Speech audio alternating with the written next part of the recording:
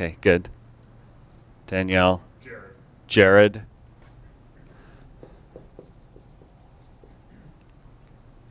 Trent. Trent.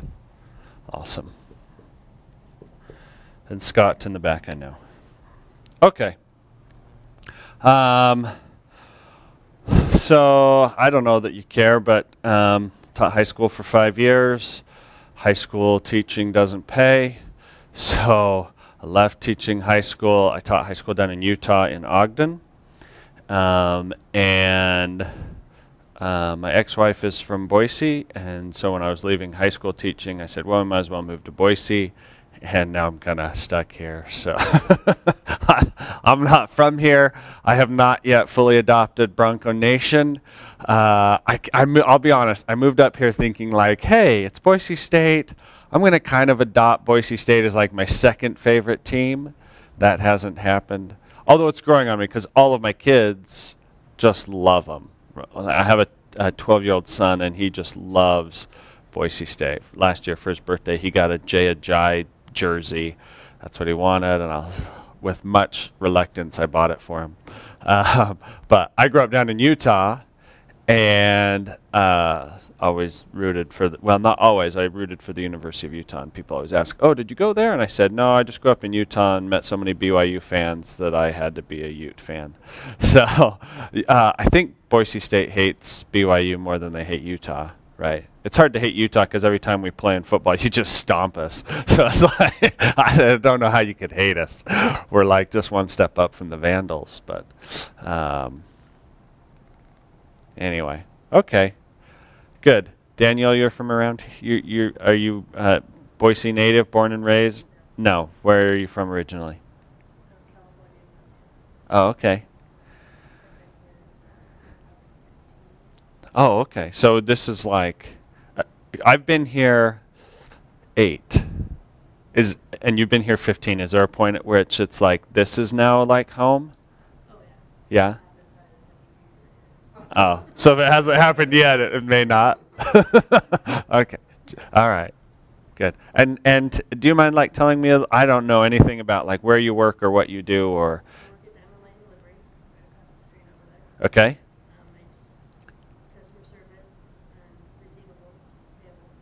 Okay. So you're when you say customer service, is that typically phone calls? Yeah. Okay. And do you like work with a team of people who do this, or you're all by yourself doing this? Yeah. And like what's your position in if it were like a organizational chart? Oh, okay. So how much of your time is spent like supervising and how much? Oh, okay. And is that person fairly self-sufficient and competent? And well, that's a good, gosh, that's a good supervisory role, right? One other person and they know what they're doing. Okay. Yeah. And so you do payables and receivables, which is nice for Scott, right? Makes the payments for this easy, right? It all goes through you. That's good. You like that? Good. Good. Anything else cool that we should know? No? Okay. I'll tell you, well, I don't know that it's cool. People are always like, oh, wow, that's cool. And I always say, oh, well, that's not the word I use for it. But my wife and I, we have 7 kids. We just yesterday celebrated the 3rd birthday in a row. We have 3 kids with birthdays 1 week apart.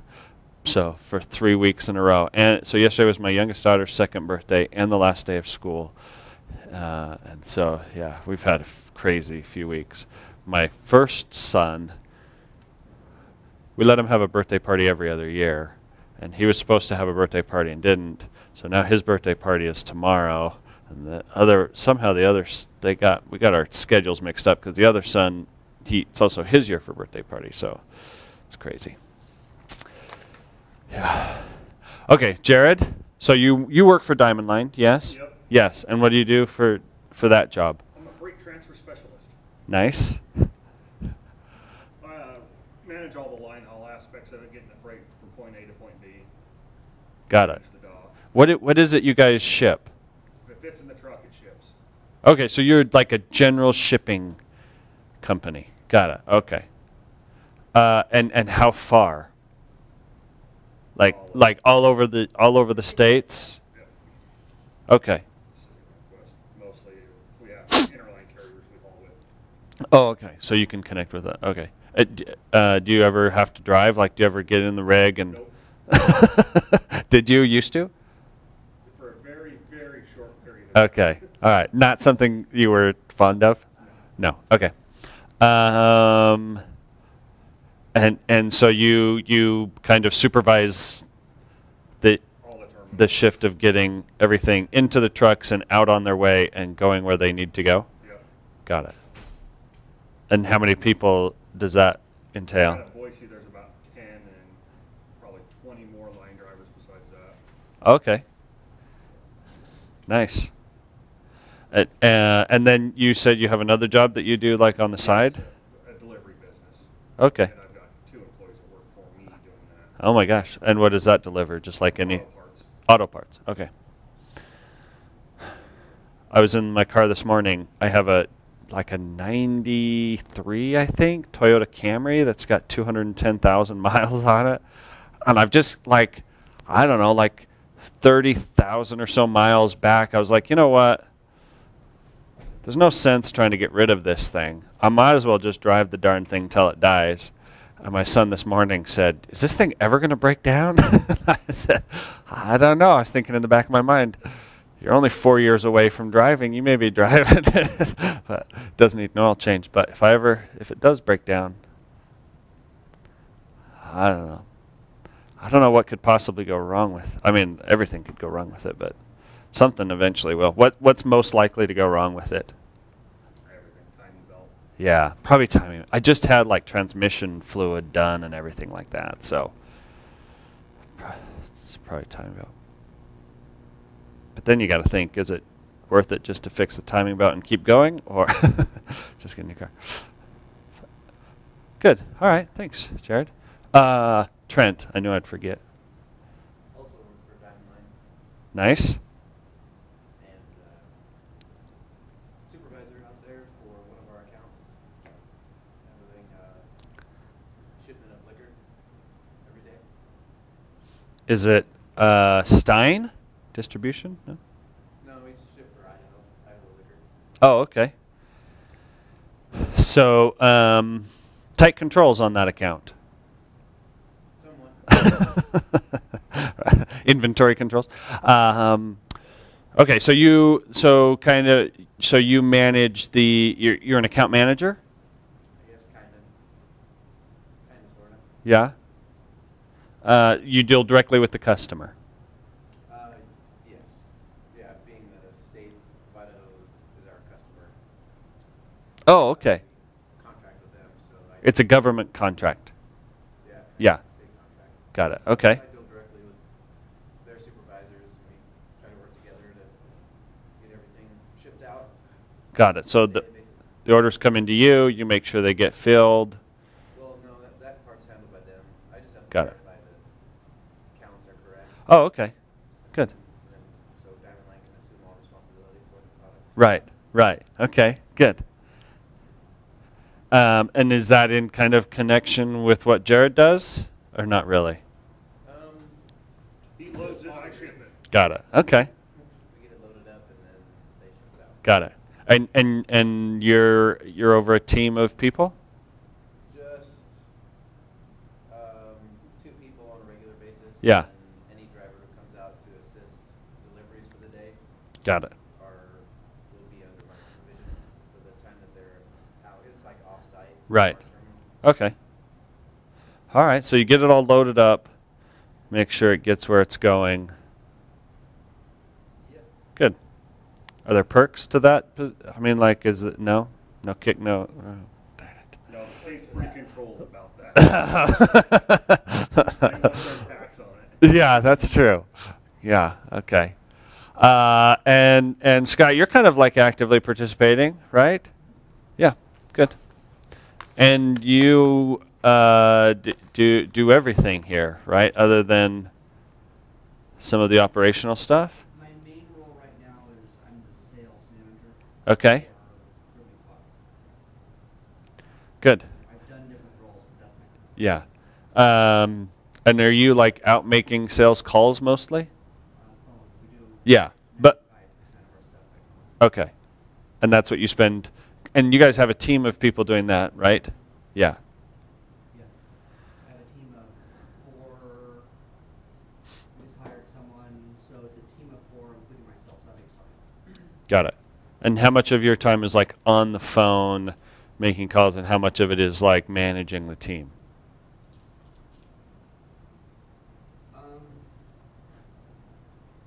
Probably 3 to 4 hours phone, and then the rest of the time is spent managing Yeah. and marketing too. Yeah.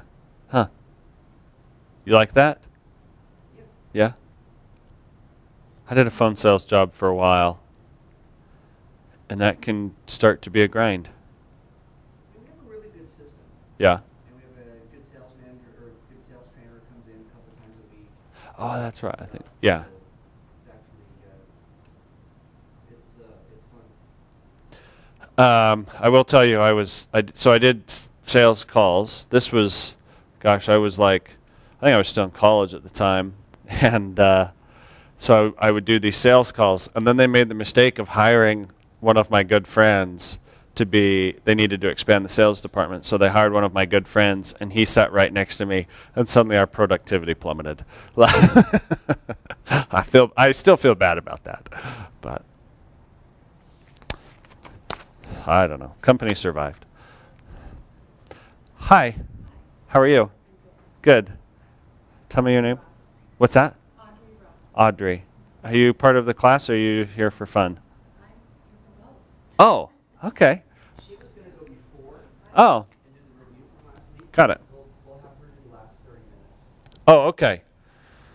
So then I need to be done at 9:30? No. You need to be done at, this one goes from 7 to 9, right guys? Yes. So you need to be done at 8:30. 8:30. Oh, okay. Good. Then we better get going. Okay. Right now, so I told you I used to teach. Right now I work at Sensi. I do training and kind of business development for them. That's fun. We don't get any much kickback either. Once a year we get a free warmer. That's it. So that's worth it. Yeah, on your birthday month, you get a free warmer. Although, like at this point, I've worked there for like 6 years, and so at this point, it's like I don't really need any more warmers. And we bought it, yeah. Anyway, so. But if you want your trucks to smell nice, we can hook you up, I guess. I'm trying to think if I have anything in my car. I don't think I do. Any of those little circle things. Okay. Audrey, you work for LeapFox, yes?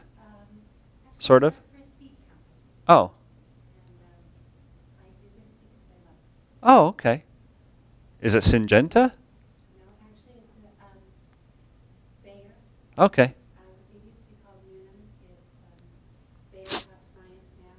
Most of the large pharmaceutical companies have their seed companies, and we are Bayer's seed. Got it. Okay. Do we hate Syngenta? Are they like the competition? Are we crushing their souls? No, No. it's such a small industry that we have cousins everywhere.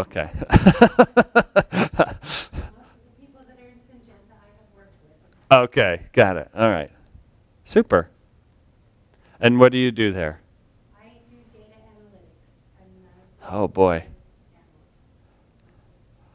I always go down. We have like a team at Sensi of data analysts. That's the craziest place. They'll have 4 computer screens.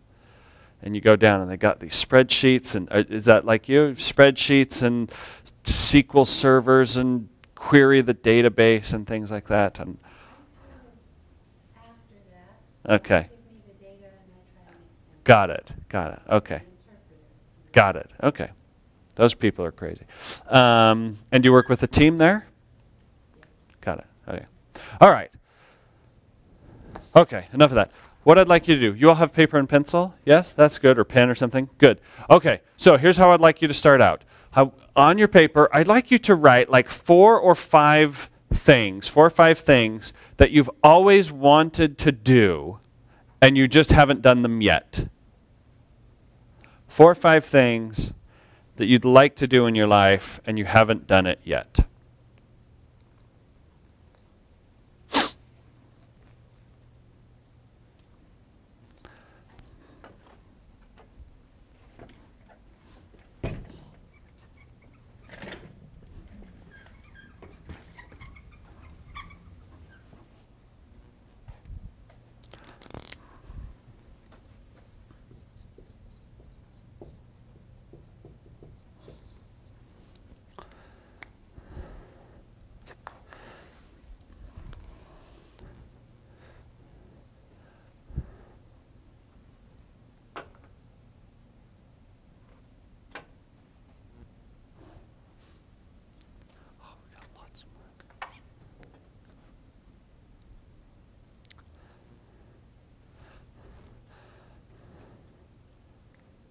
Okay, take about 15 more seconds. 4 or 5 things you'd like to do, haven't done it yet.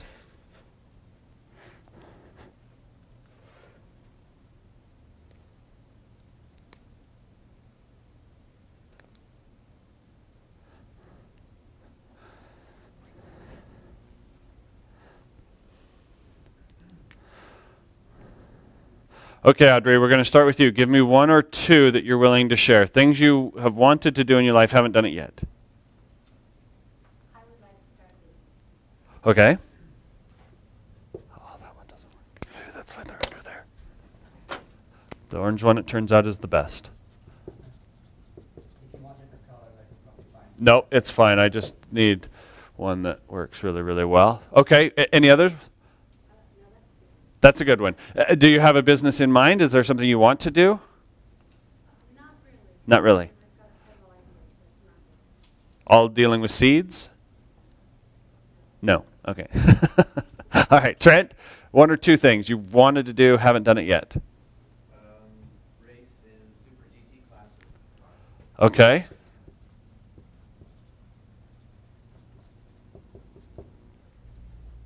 Good. Jared? Go on a motorcycle road trip. You haven't done that? Nope.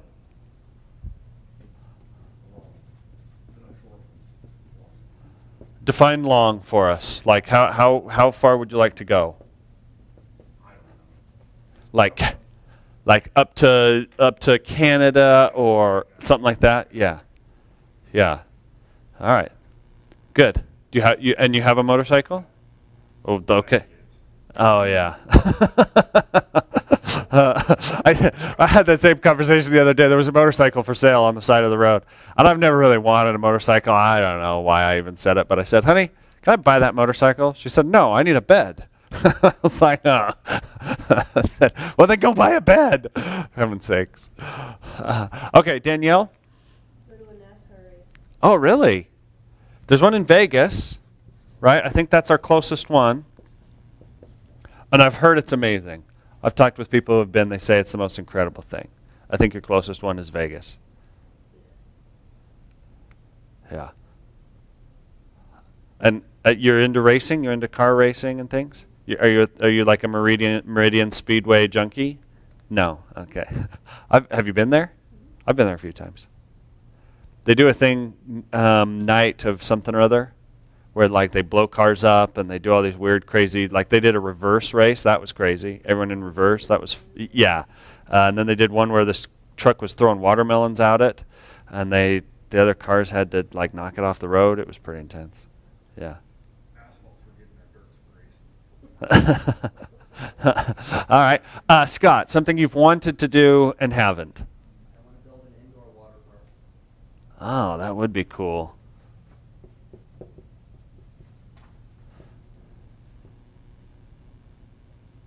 Audrey, is that a business you're interested in? Because maybe you guys have partner up. Hi. Like, do you have real plans to do this? Yes. Like with slides and everything, or like? No, there's not going to be any slides. It's going to, well, there will be one big slide. Yeah. It's crazy. Like, have you been inside the YMCA over there on whatever that is, Cloverdale? Similar to that, or? Well, it'll be a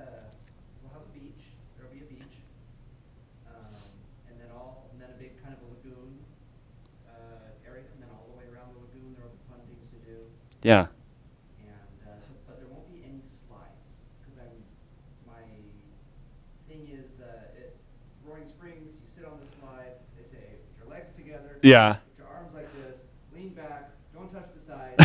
Go down, and then do the same thing. So I kind of want to have a free play park. Yeah. There's lots of fun things to do. There's rope swings. There's maybe trampolines. There's a Oh, wow. hill, kind of like a Got it. hill. Yeah. And then you go down it any way you want. You can go down in trains with friends. You can go down in tubes. You can go down. Got it. On your feet. Big giant sledding hill With water. with water. Cool. You can tell me I'm crazy. No, I think that's genius, man. We don't have much indoor water stuff here. Yeah. Okay. You want to do it in Boise? The market can sustain that? I haven't got that far yet. Okay. Okay. Now, you maybe could talk to Audrey about some data analysis, market analysis, maybe something like that. Yeah. Okay. Why haven't we done this? All of these things. Mine was skydiving. I've always thought it would be cool to go skydiving. I never have, and I doubt I ever will. So, why haven't we done these things? Really expensive. It is expensive to race Super GT. You have to get one first, I'm guessing. Well, you have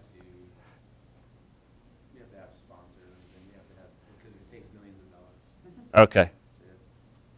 Yeah. If you want to just be a driver, then you do a driving school, and that's $10,000 to $50,000 depending on where you go. Okay. Any other reasons why we haven't done it? Time. I don't have the time to go to a NASCAR race right now.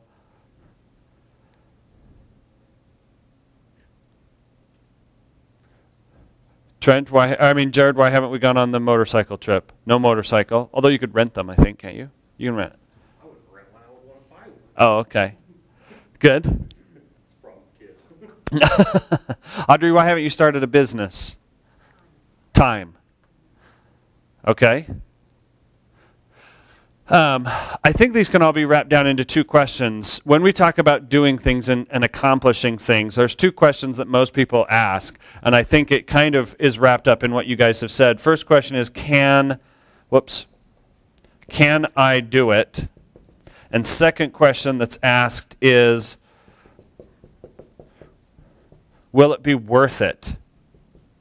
Can I do it, and will it be worth it? Right? So when you talk about racing Super GT and $10,000 to $50,000 just to become a driver, to take the driving school, right? It's feasible that you could come up with $10,000 to $50,000, whether that's through loans or, right? I mean, you could go talk to angel investors or whatever like that. There's a way you could get to a $50,000 set of cash, and then you have to ask yourself, is it going to be worth $50,000 to go to the class, right? Building an indoor water park. Can I do it? Will it be worth it? Right? That's the market analysis. Taking a trip to Vegas to go to a NASCAR race, right? One, can I do it? And two, is it really going to be worth it? The amount of money that I'm going to have to spend to go to Vegas, the time that I'm going to have to put into it, if there's kids or dogs or house or whatever here that has to be cared for, right? Can I do it? Will it be worth it? Now, the people that you guys do this every day in your own business, and the people that you work with. We're talking today about leadership and this idea of missional leadership, right? Every day the people that you work with ask the same things. When asked to do things and coming to their job, right, can I do this and will it be worth it? Once we identify that a job is no longer worth it, we pretty quickly start looking for other things to do, right? We go to work every day because we assume I'm going to go to work every day and it will be worth it, right? Once that runs out, we stop doing things, right? So there's all these things we want to do, and honestly, I don't know whether it would be worth skydiving. There's enough risk involved with it, and I have kids where it's like, I think it's fairly safe, right? But I do it with 7 kids. Do I really want to be jumping out of an airplane? I don't know. Maybe not. So maybe it's not worth it. Same with motorcycle, right? And I hear that. People with kids don't buy motorcycles because they're dangerous and expensive. So is it worth it to buy a motorcycle as compared with everything else that you probably need to buy and pay for and everything, right? So I could go down today to that guy on the side of the road with the motorcycle for sale, and I could probably buy it. I just couldn't take it home. So I could do it, wouldn't be worth it, right? Because then I guess as long as I was carrying a bed behind me, right, we could do it. Now, this is what we want to identify with our leadership, is the team that you're working with, what is it that we actually want to have accomplished for our team that is they're both capable of doing and that it's worth doing. Right, and this is where we want to start, and I have a fun little handout for you that's going to kind of guide us through this idea. These are the results. So there's a little circle there called results, and you can either write right in it, or it's kind of small, you can write around it.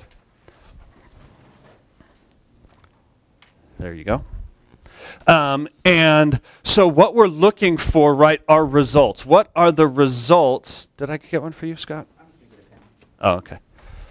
What are the results that we're looking for? As you're thinking about the team and the groups that you work with, right, I want to give you maybe a minute or two to think about that circle. What are the actual tangible results that you're looking for from your group? Things that you can do and that they are totally worth it.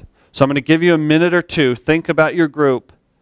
What are the results you're hoping to get out of your group?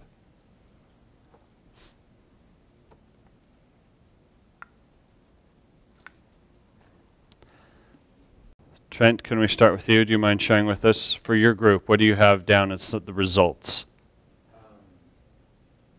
Productivity, or maintain productivity, accuracy, and still have enjoyment. Okay, good. Right? We want 3 things: productivity, accuracy, and to enjoy doing it. Good. I like that. Danielle, do you mind sharing what you have down? I put clean AR. Good. Good. Okay, now here's where it's fun as a leader, right? Because we have to look at it and think about in terms of our team, right? So clean AR. One of the things that we do as a leader is we have to kind of identify, okay, is this a message that's compelling enough to answer those 2 questions? And the second one is it worth it, right? Like, how hard am I willing to work to have a clean AR? And you really like what you do, and you're very passionate about it, right? So, right, for you, clean AR is like very important, right? Yeah, you wake up in the morning. Yeah, you wake up in the morning like dreaming of clean AR.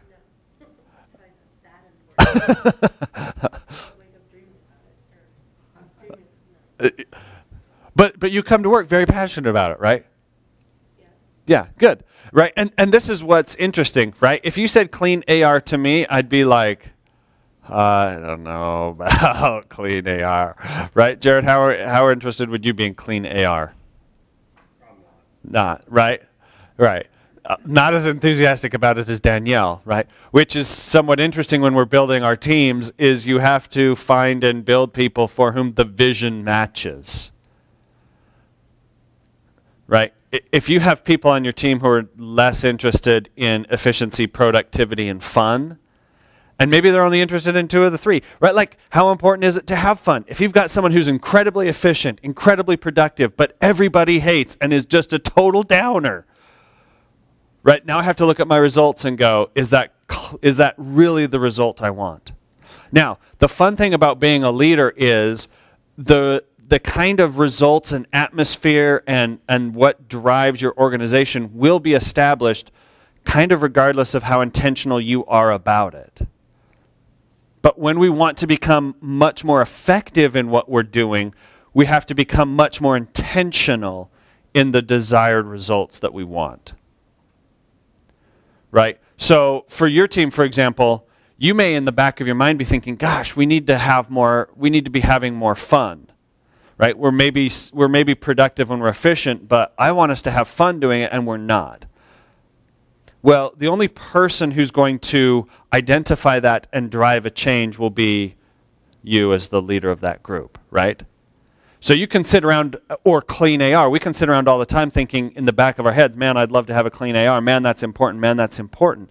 Until we decide as a leader, that is very important, I'm very passionate about it, I'm willing to drive it, probably nobody else will. Right? So this desired results circle becomes really the most important aspect in driving what it is we want to achieve. What is it we're passionate about? What is it we are deeply interested in? What is it we're wanting to accomplish? And then the job as a leader is to communicate it. Right, so Audrey, we're going to go back to your example of starting a business. Like the key people in your life, are they aware of the fact that you want to start a business?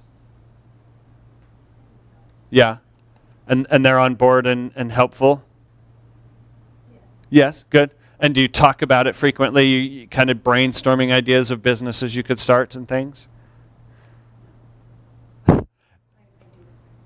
Yeah, yeah. Good. Okay.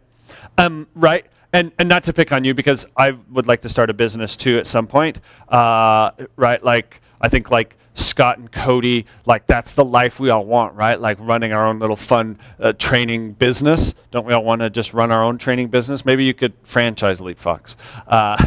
And I'll open a franchise in, I don't know. Well, the problem is every time I go down to Utah, I always think, man, I never want to move back here either. I have come to really like Boise. It's a good size, not too much traffic. Last time I was in Utah, we were stuck in traffic just outside of Salt Lake for like over an hour, and then my daughter threw up in the car, and it was just, and there was nothing we could do. It was like we're in bumper-to-bumper traffic in Salt Lake, and my daughter throws up, and it's like, well, we're here. I guess we'll just keep driving. But luckily, she then promptly fell asleep. So. It was the 2-year-old. So yeah, I don't know that I'd want to move back to Utah. Portland? Maybe Portland. Anyway, so I've wanted to start a business too, but guess what? I never communicate that. Right? I don't get together with other people who are interested, right? We could start a mastermind group of people who want to start businesses and get together and, okay, what are some ideas? What are problems out there in the world, right? What are things we could try to solve? And communicate it, right? If it's efficiency, productivity, and fun, how much is that communicated? Right? We may say, these are the results I want. Clean AR. Do you, right, you and the one other person on your team, do you come in every day and say, clean AR? Right? Our goal today is clean AR, and what are we going to do about it? Right? How much we communicate it is critical to achieving the results. Because oftentimes we have results in the back of our minds that we want, and we don't communicate. And again, if you're the leader, if you're the supervisor, if you're the manager, nobody else is going to communicate it if you don't. Right? We can't assume that what's the other gal on your team? Is it a gal? Tracy? Okay. Right? We can't assume that Tracy's going to come in and her vision in life is also clean AR. It might be, but we don't know unless we have clearly articulated, this is our goal. This is what we're hoping to accomplish. And then communicate it a lot. One of the interesting things about communicating it is the leader gets sick of communicating it. The leader kind of gets tired of talking about clean AR. But that's one of the struggles of being a leader, is you have to communicate the message so frequently and so clearly, right, that people can't miss it. Advertisers do this, right? All you have to do is like hum a little jingle like da-da-da-da-da, and that has been communicated so many times, right? It's not even words. Just that little jingle has been communicated so many times that we all know what it is just from hearing it, right? And it probably drives results. That's because I went there yesterday, right? And bought food there. Right? And that's the result they're trying to drive. And so they over-communicate the message. Okay, so first thing we're trying to do when we are creating a mission, this kind of becomes like a little bit of a mission statement, right? When you think about mission statement, what is it that is really the result we want? Oftentimes mission statements are kind of wordy. Does Diamond Line have a mission statement? Yeah. Yes? Do you guys know what it is? Yeah. It's hanging. Yeah. LeapFox has, is that kind of your guys' mission statement there in vinyl on the wall over there? Yeah, it's not the sales team's statement, but that's But that's kind of the company mission statement. I teach another class on kind of business development, and Scott's wife Cody comes to that class, and we've talked about elevator pitches a lot in that. I don't know if she's told you about this, but right, clearly communicating. Bayer, right? Does it have a mission statement? Does the seed section piece have a mission statement? Do you know it? With the global specialist. So it's a big, really big, long one, but summarized, we do see very well. Good. Oh, okay. All right, tell us the Diamond Line mission statement. Well, I think this is like a longer part of it, but a lot of this is in it. Oh, okay. I remember seeing a few words, right? Facility and top-notch customer service and all facets of our business.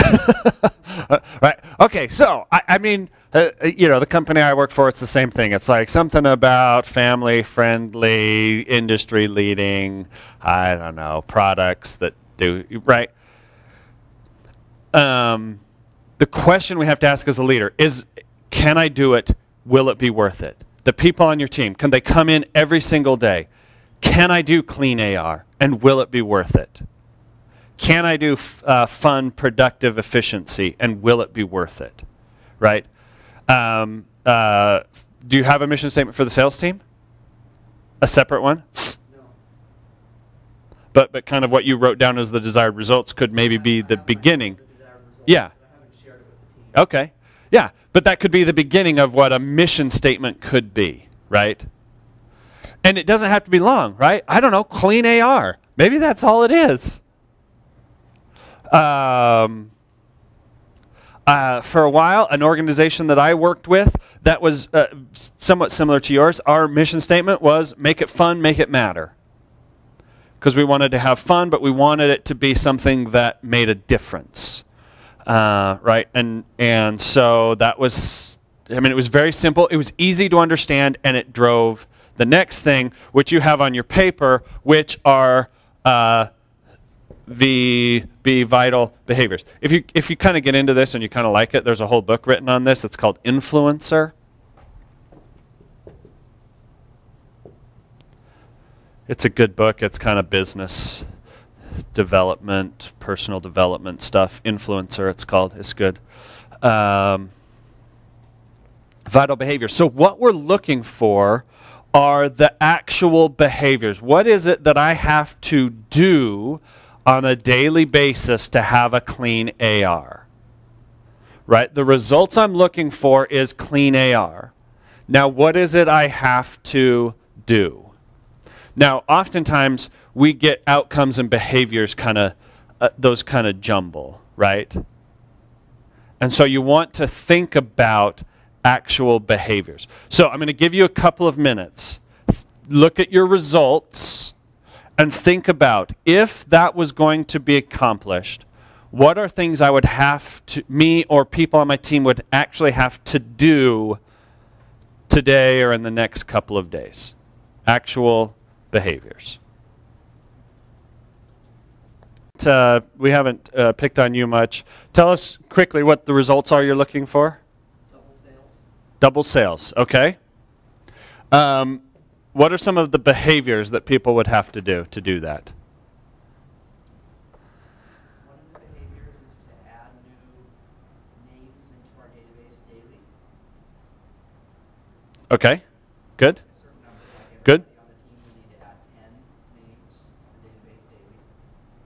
All right. And where do they get the names from? They get the names from, let's say 3 places. Number 1, referrals from existing customers or prospects. And who else should I talk to the organization? Number 2 would be by doing company research. Look at LinkedIn, look online, find out who's who in the company. Mm-hmm. Let's just say those 2. Okay. For the government, that's easy. Half of our business is government. And Oh, okay. their information is right on the website. Yeah.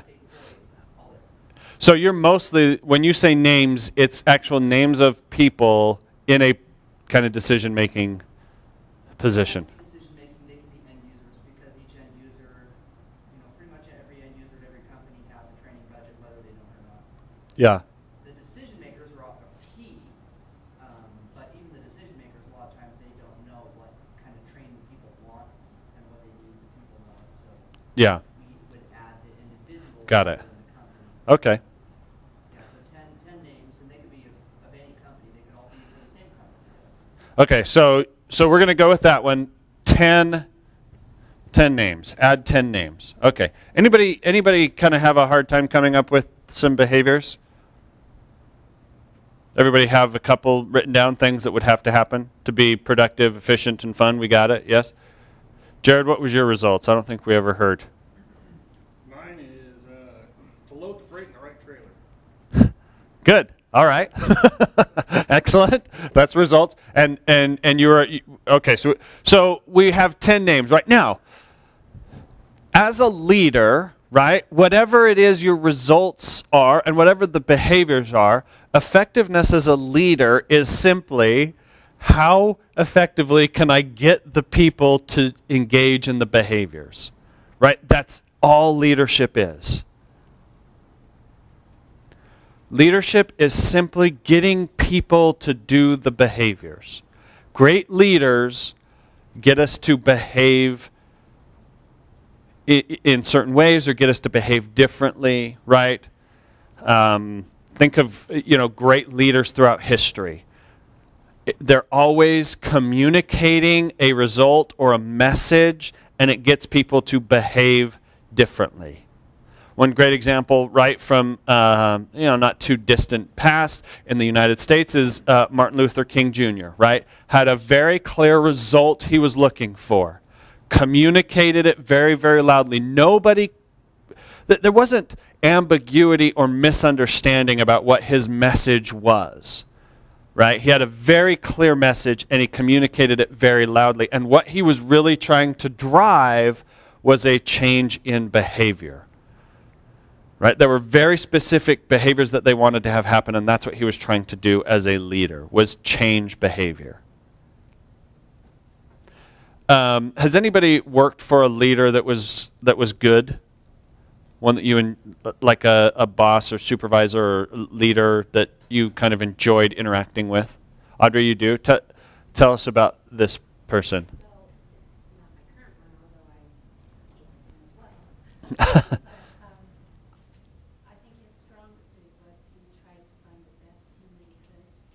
He empowered the team, and then if he didn't necessarily, he had a key statement, and it was, if he didn't think you were going down the right path, he would say, help me understand. So it really was all of that. He had a direction, he clearly communicated the direction. He said, now you go do what is necessary to do that. And if you felt like you were a little bit off path, that would be his way of bringing you back. Was not, you've done this and this and this and this, and you need to fix it, but help me understand why you're not working. Yeah. He was also very demanding. He demanded excellence. Good. And when he said, help me understand, it was because there were behaviors that he didn't quite understand and wanted to see if it fit within the scope of what? Behavior or performance. Yeah. Performance business. Yeah. That's just a collection of. Right. Good. Very clear results, communicated it. and in one way or another tried to drive behaviors and had created an atmosphere where you guys were willing to, and liked working within that, right? We also allowed mistakes. That's good. Okay, good. Anybody else, a leader that you've liked working with? I like everybody. Any leader that has made a difference for you? Oh, everybody's made a difference. Yeah. Everybody that's leaders has made a difference for you. So, not off the top of my head. Good. Okay. Everybody, Yeah. one thing or another. Right. One thing or another had some impact on behavior, right? Yeah. Scott? I've talked about it in this group before. I had a very influential wrestling coach in high school. And were there specific behaviors he was trying to drive? Yes. We had a retreat where we wrote our goals on these big pieces of paper and then taped them up all the way around the wrestling room, and they were up there the entire year. So he wanted us to achieve our goals. He wanted them to be written. And he wanted us to see them every time we ran around the room. And we ran around the room a lot. Yeah. So, And did you run around with like 3 pair of sweats on and 100 degrees so you could sweat off a pound? Wrestlers are the group of people that behavior is most driven, right? I mean, I remember wrestlers like, and some of them did crazy stuff that turns out was completely unhealthy, right? But like spitting into a cup because you didn't want to swallow your spit because it may impact your weight. And I knew wrestlers who'd eat like 3 peaches a day because they were trying to drop weight, right? But there was something about the results. There was some message that, man, it drove like crazy behavior. Right? And whether that's driven by your own personal drive, whether maybe it was a parent who was influencing you to behave in a certain way, or the wrestling coach was influencing you to behave in a certain way because you had to get to a certain weight class. I was like, just eat more and go to the weight class above you, whatever. They never did that, though. Right? So it was always behavior that we were trying to drive and change. So your goal as a leader, right, every single day as you come in and work with your teams, work with your groups, it's, can I get more people to engage in the behaviors more frequently? Now, one of the best ways to identify this, you probably only want, honestly, like 3 or 4 behaviors. Right? You don't want a list of like 15 things that people have to do. Because if you get too many, then it's like, oh, I can't. Go back to the question, can I do it? Will it be worth it? Can I do it? No, can't do it. Right? Like for me, super GT racer guy, right? Can I do it? No. I wouldn't even know where to begin. I don't know. It wouldn't even cross my mind if something even possible. Because all of the things I would have to do to get to that point, I don't know. I've already given up on that before I've even started, right? And so if we create an environment within our own organizations where people look at it and go, gosh, there's so much to do. I can't even get started. I don't know what to do or what my core behaviors ought to be, right? They've given up before they even start, and now they're just coming to get a paycheck because at least that's worth it, right? But we're not getting the results. We're not getting the behaviors. And maybe you have some people on your team or have had some people on your team that were like that, right? You can kind of just sense they're just kind of here to get a paycheck.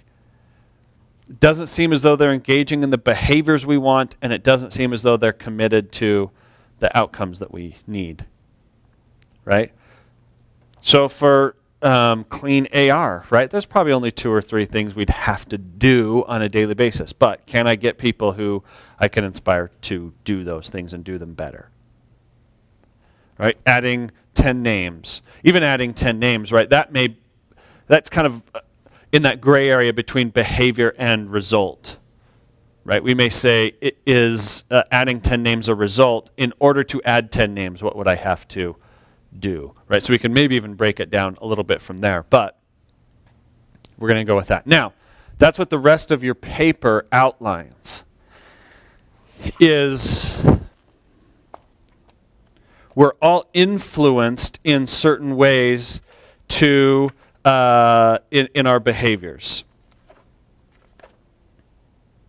We're all influenced in what it is that we are capable and willing to do, and it breaks down kind of into 6 areas according to this influencer group.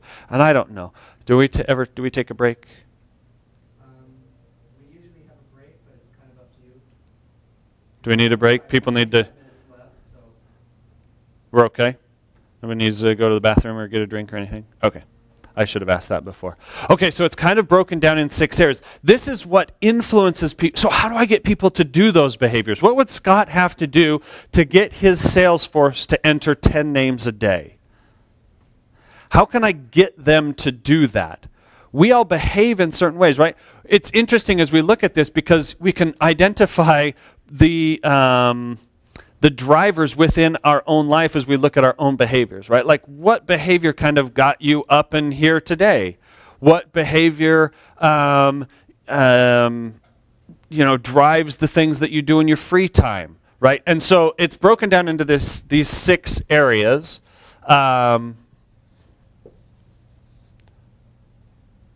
Is this one motivation? Okay, good. Trying to go off.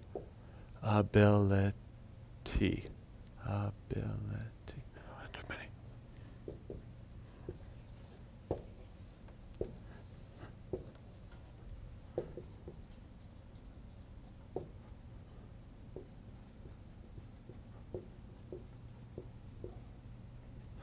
Okay, so motivation and ability, which kind of ties back, right? Can I do it? Will it be worth it? And there's kind of 3 areas of our lives, our own personal, then the social, and the structural, right? So in each of these areas, we can identify things that as a leader we can put into place or things that as a leader we can do to create a culture and environment where more people are willing to engage and can engage in the vital behaviors of getting 10 names. One of the easiest ones to identify, I'm going to start with some of the easiest ones. So let's kind of talk, imagine you're a leader and you're trying to get your sales team to put in 10 names into the computer every day, right? We'll see how we do. What are some of the things that we would need to have in place for Scott's sales team to be able to do that? Okay. They'd have to know how to go get the names, right? And that was my first question. Where do the names come from, right? And I haven't really taught you much of this, but let's see if we can learn kind of as we go. Does that, kind of as you're thinking through it, is that personal, social, or structural? Could be structural, right? Or personal. Structural is typically environment, right? I would probably put it under personal ability, right? And personal ability is just kind of this idea of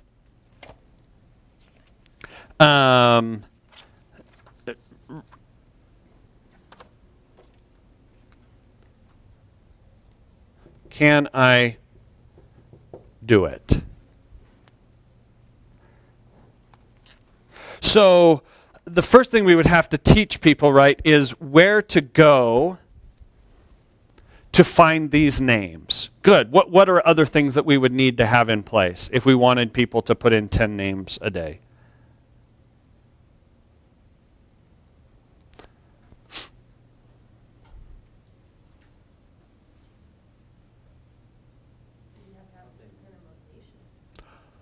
Great. Do they have any motivation to do it?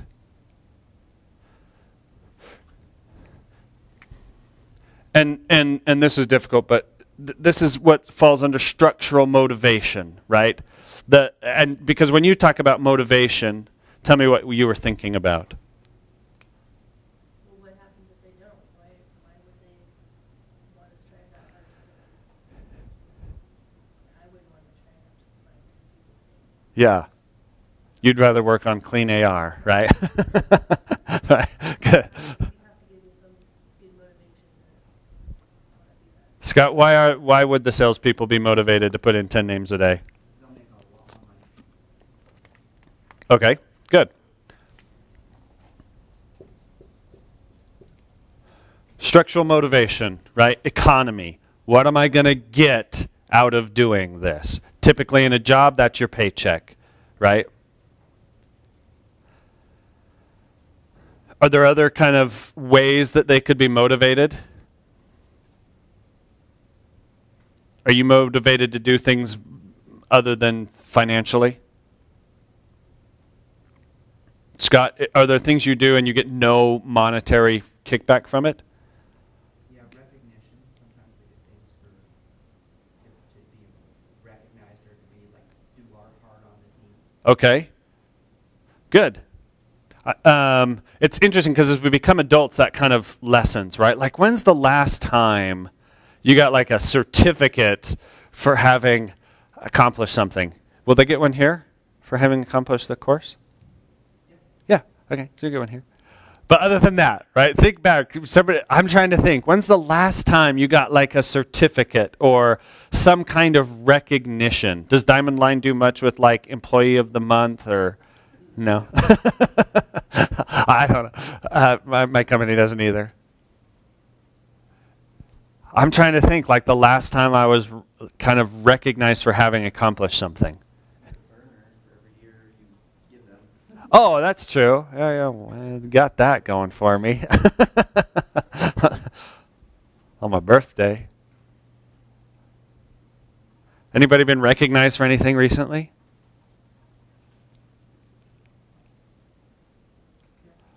Scott? Oh, good. For the first time in 5 years after coaching a youth wrestling team, they finally got me, the parents got me a gift certificate. Yes. Right. And some of that is changing your economy, right? There is some financial benefit, but some of it was just like standing up there and kind of being recognized for like, hey, by the way, I put in hundreds of hours for your child, right? Good. It's interesting because we do this for kids all the time, right? Like we always we talk about this within our society that it's for kids, it's becoming, everybody gets a trophy, right? And we've almost said, gosh, we've gone too far in one direction for kids in recognizing every little thing. I went to kindergarten registration last week. I was like, seriously, why are we graduating from kindergarten? It's like, I got 6 kids in elementary school. Only one of them graduated. And I'm like, why are we doing this, right? But as we get older and as we move forward, we continually minimize recognition. And yet it's interesting, as adults, we still crave recognition. So if you're looking to say, how can I get people to do the vital behaviors? One of the things you can do is recognize the people who are doing it. And it doesn't have to be monetary. In a class I taught recently, I did this. There were some assignments that needed to be turned in by a certain date. By the time the class started, it was last Tuesday. And at the beginning of class, I had everybody stand up who had turned in their assignments and then told the rest of the class to cheer for them. And when's the last time you stood there and had a group of people cheer for you, right? We clapped, we yelled, right? It was simply giving a bit of recognition for having completed the behavior, which was complete and turn in the assignment. Yeah, right? Like how would it change Danielle's life if she closed out a big AR and everybody just came in and yeah, woo, right? Yeah, that would be so cool. It's crazy because now it is what drives social media. You post something. Anybody in here big on social media? I can tell it, no? Not really. Oh, I would have pegged you as a huge, no, I'm just kidding. Right, but you post something on Facebook and you're always going back to see, did anybody comment on it? How many likes did I get, right? Because we want to believe that the thing that I put out there is of value, people like it. In fact, they actually like it, right? They click to like, right? It's simple recognition. I feel better about myself. So as a leader, This is one area where you can do it. Now, here's the danger with that. If I'm doing a behavior, and every time I do the behavior, you kind of pat me on the back or tell me great job, and then I do the behavior and you don't do it, suddenly I'm like, wait a minute, why am I doing this behavior? He's not even recognizing me doing this behavior. She's not even patting me on the back anymore. And suddenly I quit doing the behavior. So, right, because would the sales team keep putting in 10 names if they weren't getting a paycheck? Probably not, right? As soon as you remove the recognition or the reward, typically the behavior stops. They've done incredible studies on this with kids. They'll let kids play with toys, let them bring in their favorite toy and play with it, and then they'll start giving them rewards for playing with the toy. Then they take away the toy, and the kid stops playing with the toy. It started off as his favorite toy that he loved playing with. As soon as I incentivized it and took away the incentive, I was no longer interested. Something I was already doing. So we have to be a bit careful with it. But it is something that we can do, and particularly ones that don't cost anything are oftentimes, I mean, you have to get a paycheck, right? But things that don't cost anything oftentimes make us at least feel better. I don't feel like, there's no positive emotion, right? I got a text message this morning that, my paycheck has been deposited. I wasn't like, holy cow, the paycheck got deposited, right? But if somebody came in and cheered for Danielle, she'd be like, oh my gosh, right? There would be a feeling and emotion, which I have totally lost over my paycheck. Okay, things to think about. Okay, good. So his team would need some motivation. Other things his team might need.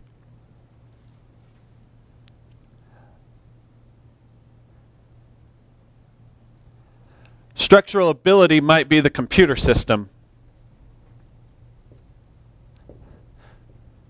If I'm needing to enter in 10 names into the computer system, I need to know the computer system, right? As we're talking about the shipping and loading and delivery system, this might be one to think through, right? Are there things I can do from a structural standpoint to change the environment that makes the job easier?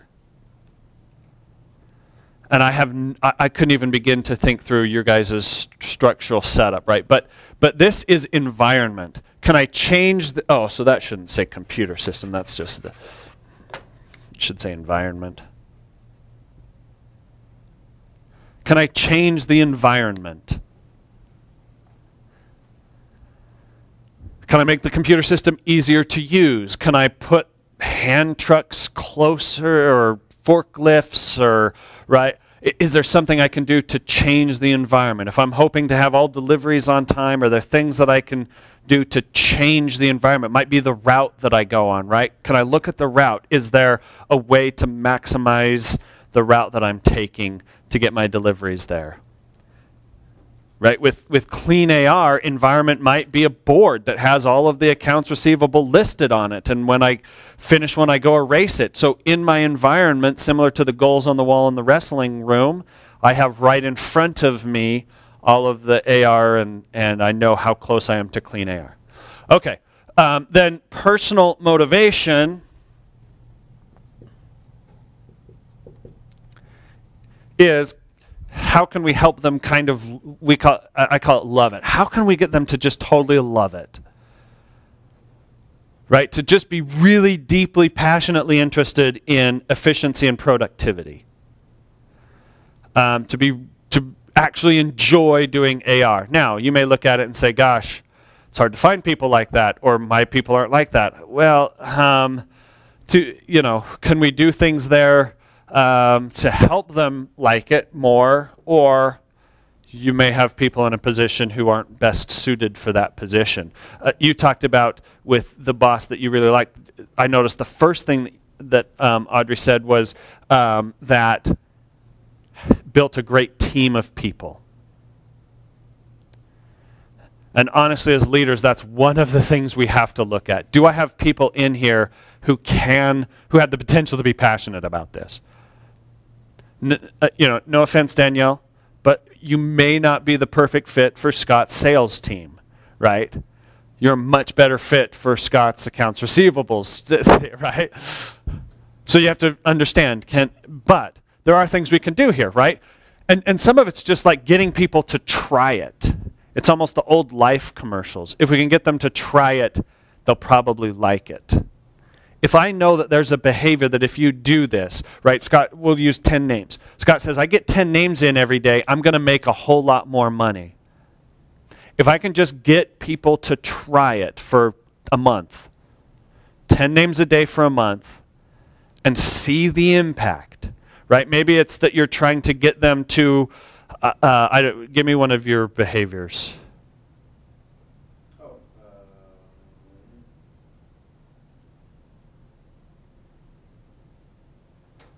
Stay on task. Okay. Right? What can I do to get them to kind of enjoy the process of staying on task, right?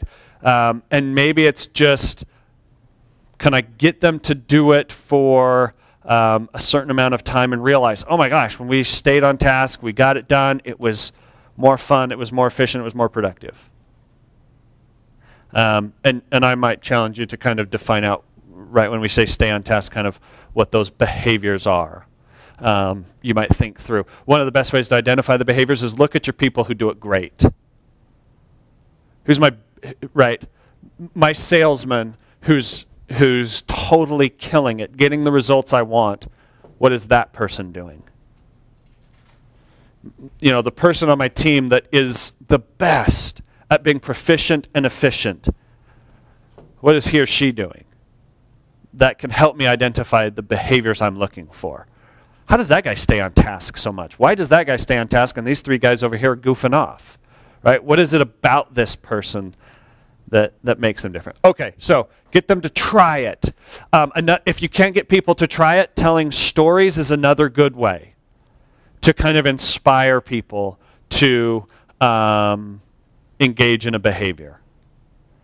If you've ever watched a weight loss commercial, this is what they do over and over and over. Weight loss commercials are nothing but before and after pictures, right? Because they're just telling you story after story after story after story that if you do this, if you engage in this behavior, you'll get the results you want. So they're just kind of trying to convince us to go try it, right? And it's all like 30 days. Do it for 30 days. How many pounds can you lose in like 3 weeks, right? Because they're just trying to convince you to try it for 3 weeks, get results, and go, oh, this works. Right, so you can tell stories here. Social is encouragement and assistance.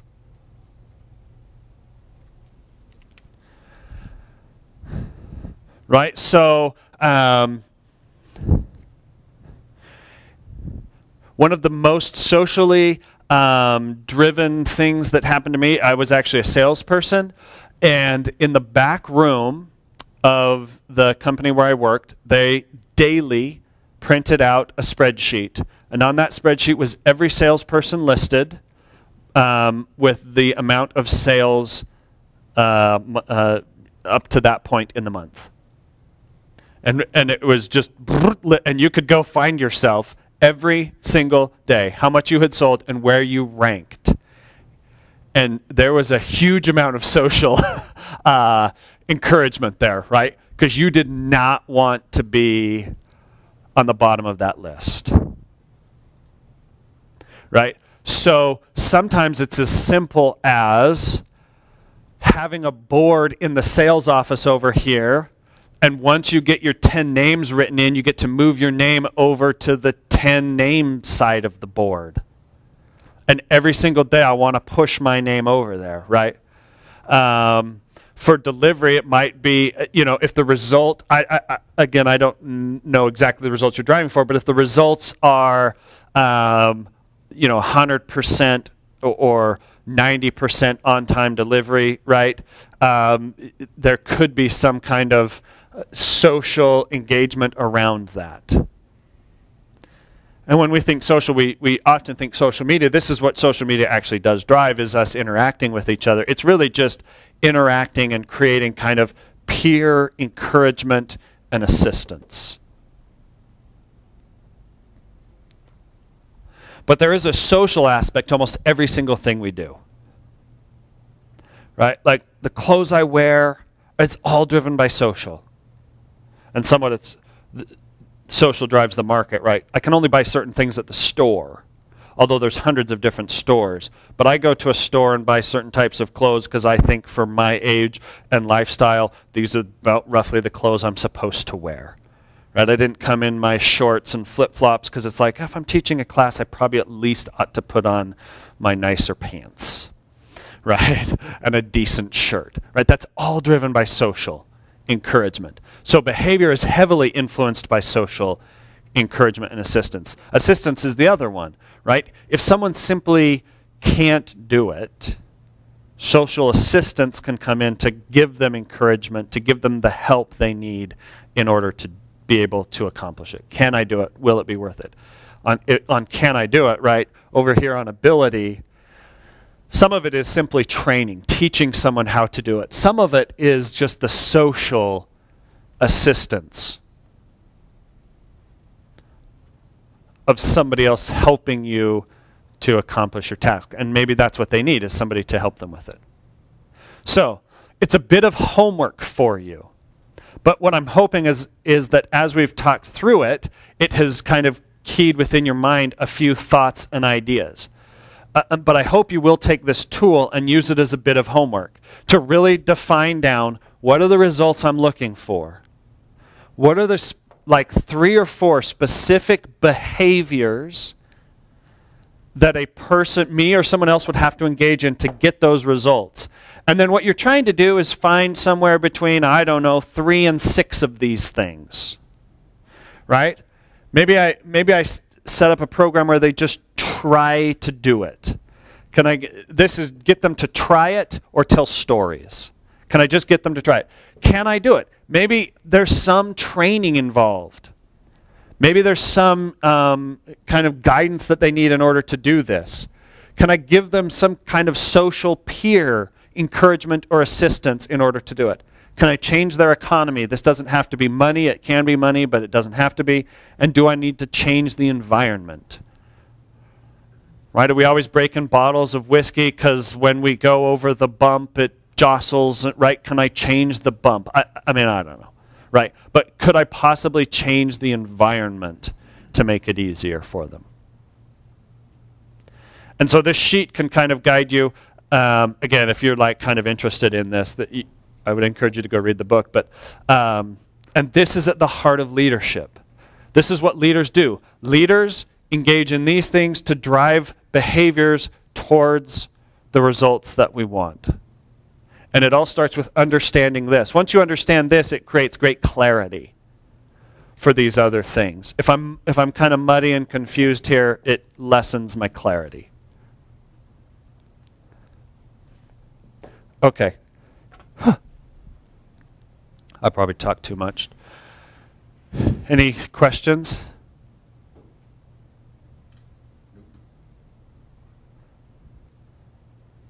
Did it actually work that maybe a thought or two kind of popped into your head of, oh, maybe I could try that? Yep. Oh, good. Okay. Super. I'll just jot it up here. My last name's Harwood.